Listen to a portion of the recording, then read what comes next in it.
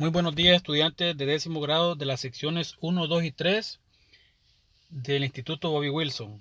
Soy el profesor Edilberto Cobar y en esta ocasión traigo una clase de biología que tiene como tema la genética como ciencia. Para comenzar, me gustaría que definan los siguientes términos con los conocimientos que ustedes tienen. El término ciencia, el término genética y el término herencia. Además, me gustaría que contesten las siguientes preguntas. Quiero que se pongan a pensar por un momento y piensen en sus papás y me contesten las siguientes preguntas. La primera dice, ¿cuáles son las semejanzas entre los rasgos físicos entre usted y sus padres? Que me diga si se parece a su papá o a su mamá o a ambos, ¿verdad? Y en qué se parece. Según su criterio, ¿a qué se debe la similitud? Que me explique por qué cree usted que se parece a uno de ellos o a ambos. Tercera pregunta, ¿con quién comparte la mayoría de sus rasgos? Si se parece más a uno, me dice por qué, o si se parece a ambos, también me explica por qué. Y por último, me va a explicar cuál es el papel que juega la genética en su calidad de vida. O sea, cómo lo ha beneficiado la genética a usted, lo que usted considere. Para entrar en el tema, vamos a definir qué es la genética. La genética es el estudio de la herencia biológica, así como los mecanismos y patrones de herencia de los caracteres biológicos y la variabilidad entre individuos. O sea, es la genética estudia, en otras palabras, la transmisión de caracteres de una generación a otra, ¿verdad? O sea, que nos explica o nos dice cómo esos caracteres, esas características que nosotros tenemos se nos vienen transmitiendo de generación en generación o de una generación a la otra. El campo de estudio de la genética. La genética tiene varias áreas especializadas como ser. La primera es la genética molecular. Esta estudia la composición molecular del ADN, o sea, cómo está compuesto el ADN, cómo está estructurado. La genética mendeliana, estudio de la herencia de los caracteres. Cómo se hereda un rasgo de una generación a otra. Genética cuantitativa estudia cómo influyen los genes en el fenotipo, o sea, cómo ver los rasgos físicamente, o sea, lo que nosotros podemos observar eh, en nuestro cuerpo, por ejemplo, nuestra forma de la cabeza, nuestra forma de nuestros ojos, de nuestra nariz, todos esos rasgos que nosotros podemos ver nos explica cómo van a influir los genes que están encargados o relacionados, ¿verdad? Con esta transferencia de información genética. Y por último tenemos la genética evolutiva y de poblaciones, que estudia el comportamiento de los genes en poblaciones. Bueno, los estudios que hace la genética, ¿para qué se utilizan? Bueno, son utilizados para innovar los estudios inmunológicos, ¿verdad? Hoy en día se ha logrado detectar un sinnúmero de enfermedades, ¿verdad? Que quizás antes no se conocían. Ahora sí se saben cuáles son las enfermedades. Obtener nuevas razas animales por inseminación artificial. Es común ahora que en los animales, por ejemplo en el ganado, que mezclen dos tipos de raza para obtener una tercera raza, ¿verdad? Entonces eso es muy común y eso ha sido posible gracias a la genética.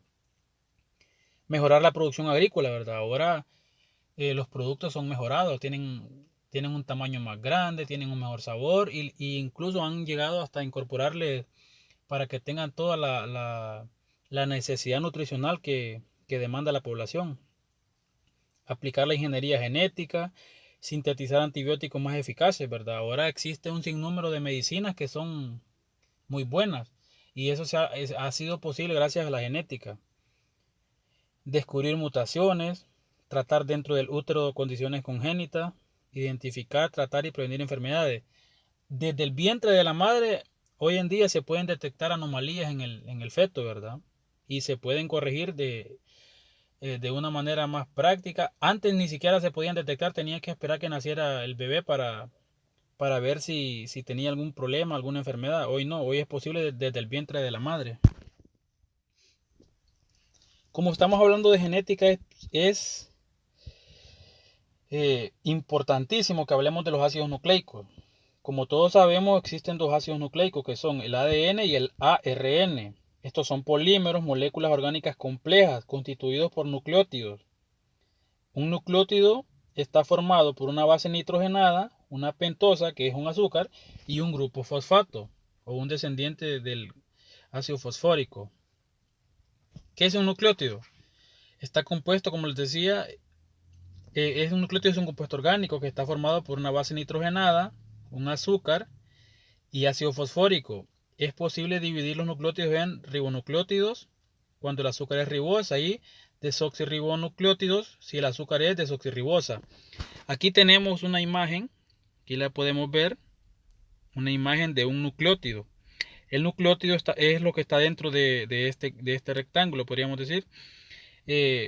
La letra G es una base nitrogenada, en este caso la guanina. Ese pentágono que aparece ahí es el azúcar. Y la F es el grupo fosfato o el ácido fosfórico. Los tres juntos me forman un nucleótido. Y la cadena de nucleótidos me van a formar los ácidos nucleicos.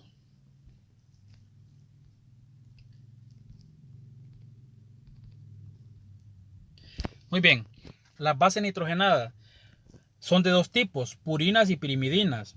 Las purinas están formadas por un doble anillo aromático y son la adenina y la guanina. Las pirimidinas están formadas por un anillo aromático y son la citosina, timina y uracilo. La pentosa es un azúcar de 5 carbonos.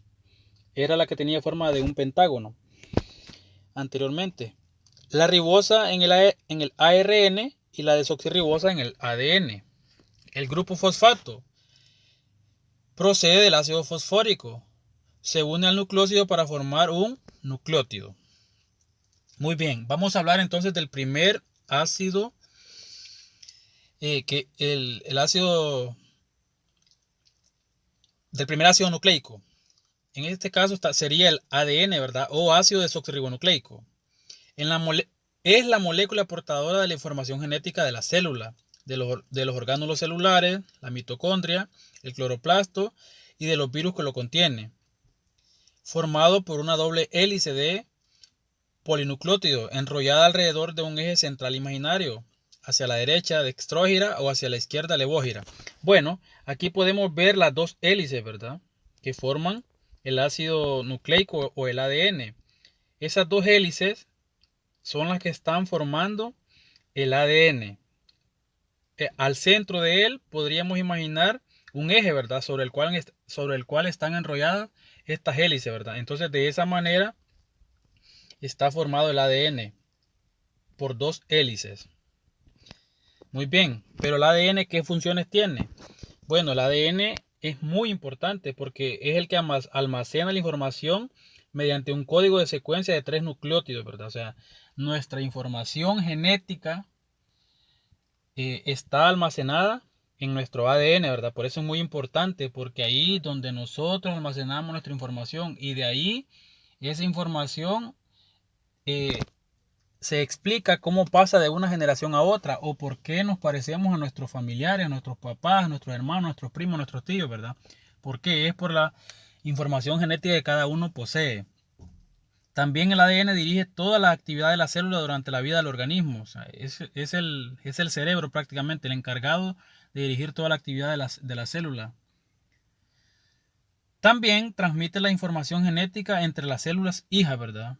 De todos los días nuestro cuerpo, en nuestro organismo, se están muriendo células, pero también así se están reproduciendo o naciendo nuevas células, ¿verdad? Y esas células nuevas tienen que tener la misma información genética de la célula de la cual preceden.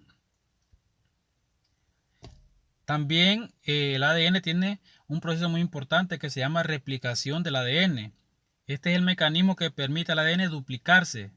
De esta manera, de una única molécula de ADN se obtienen 2 o más réplicas. Así se mantiene la información genética, ¿verdad? Y siempre está vigente.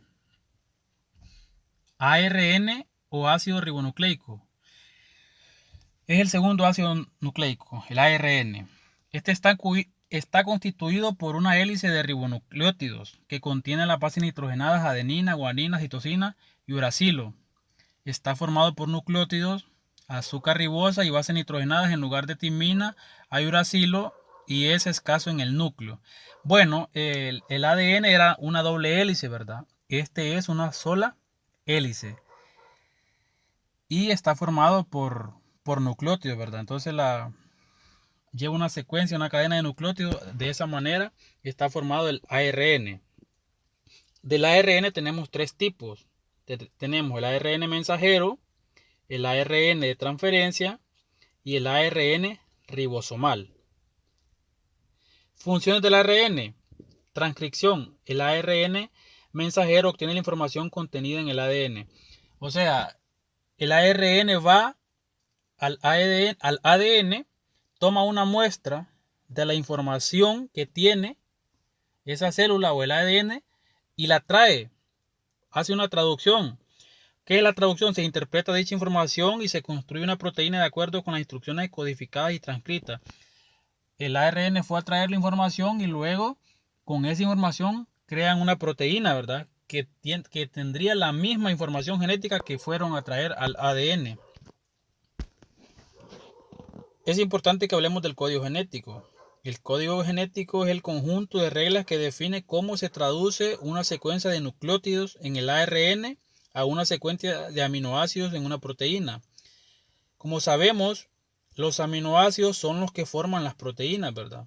Entonces, bien importante esas reglas, o sea, cómo van a organizar la información que traiga el ARN es importante, cómo se va a organizar para producir esa proteína, ¿verdad? Con esa misma información.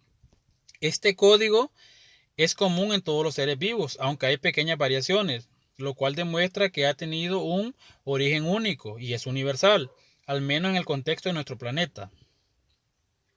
Si ustedes pueden ver ahí en la imagen, ahí tenemos, ¿verdad? El código genético que lleva un orden, los nucleótidos, la forma en que están ubicadas. En conclusión, podríamos decir que los ácidos nucleicos son muy importantes. El ADN es importante porque es donde se almacena la información genética y es el que controla toda la actividad celular, o sea, la actividad de la célula. Y el ARN es bien importante porque es el encargado como de estar produciendo nuevas moléculas de ADN, nuevas proteínas, ¿verdad? En las cuales se siga manteniendo la información genética que había desde un inicio.